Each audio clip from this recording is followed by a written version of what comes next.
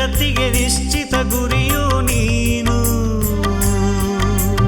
ಓ ಗುರುದೇವ ಪ್ರೀತಿಯ ತಾರ, ಆಪ್ತನು ನೀನೇ, ಬಂಧುವು ನೀನೇ. ಓ ಗುರುದೇವ ನೀ ಚಿನ್ಮಯ ರೂಪ.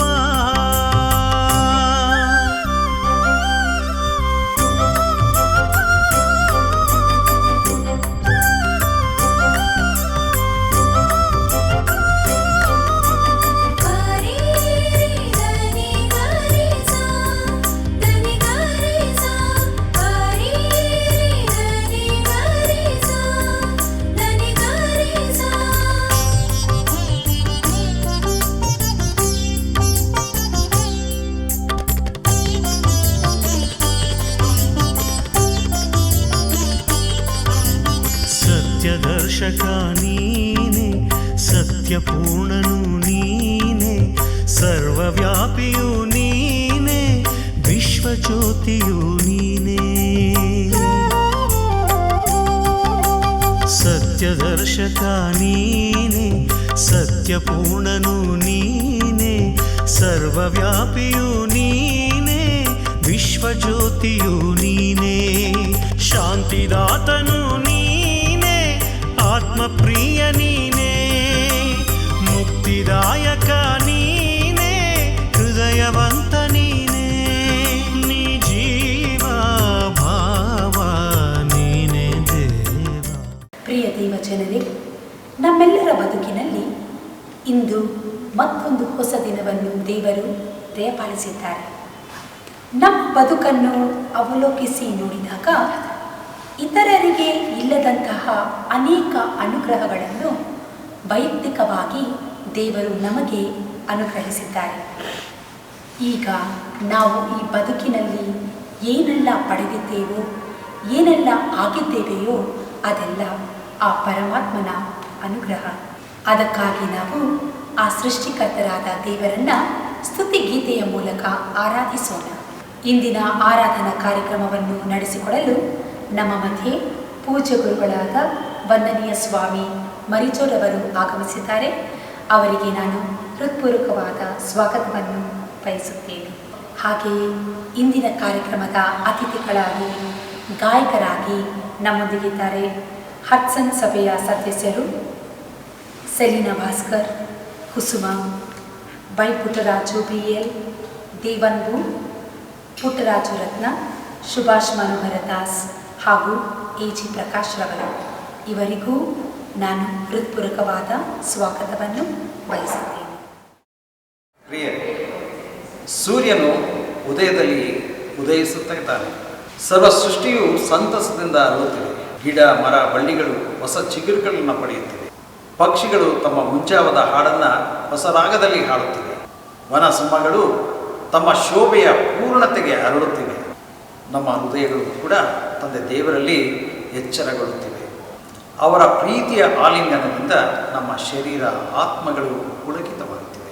ಈಗ ನಾವು ಸಂತಸಭರಿತ ಹೃದಯಗಳಿಂದ ತಂದೆ ದೇವರನ್ನು ಆರಾಧಿಸೋಣ. ಸೃಷ್ಟಿಕರ್ತನಾದ ದೇವರೇ, ಬೆಳಗಿನ ಜಾವದಿ ಬೆಳಕಿನ ಕಿರಣ ತರುವುದು ನಮಗೆಲ್ಲ ಸಂತಸದ ತೋರಣ. ಪಿತ ದೇವರೇ, ನಿಮ್ಮ ಮಾರ್ಗವನ್ನು ನಮಗೆ ತೋರಿಸಿರಿ. ನಿಮ್ಮ ಪವಿತ್ರ ಮಾರ್ಗದಲ್ಲಿ ನಡೆಯಲು ನಮಗೆ ಶಕ್ತಿ, ಬಲ, ಉತ್ತೇಜನವನ್ನು ಕೊಡಿರಿ. ಲೋಕದಲ್ಲಿ ತುಂಬಿರುವ ಅಂಧಕಾರದಲ್ಲಿ ನಾವು ನಡೆಯದೆ ನಿಮ್ಮ ಬೆಳಕಿನ ಮಾರ್ಗದಲ್ಲಿ ನಡೆಯುವಂತೆ ನಮಗೆ ನೀವು ಪ್ರಬೋಧಿಸಿರಿ. ಸಮಾಜಕ್ಕೆ ನಾವು ಉಪಯುಕ್ತರಾಗಿ ಬಾಳುವಂತೆ ನಮಗೆ ಕಲಿಸಿಕೊಡಿರಿ. ಸತ್ಯವೇದದಲ್ಲಿ ಬರೆದಿರುವಂತೆ ಆ ಪಿತದೇವರನ್ನು ಆರಾಧಿಸುವವರು ಆತ್ಮೀಯ ರೀತಿಯಲ್ಲಿ ಸತ್ಯಕ್ಕೆ ತಕ್ಕ ಹಾಗೆ ಆರಾಧಿಸಬೇಕು ಎಂಬುದಾಗಿ, ಅದೇ ರೀತಿ ಈ ದಿವ್ಯ ಕ್ಷಣಗಳನ್ನು ಆ ಪರಮ ಪವಿತ್ರಾತ್ಮನ ಸನ್ನಿಧಾನದಲ್ಲಿ ಕುಳಿತು ಪಿತದೇವರನ್ನು ಮನಸ್ಫೂರ್ತಿಯಾಗಿ ಆರಾಧಿಸೋಣ.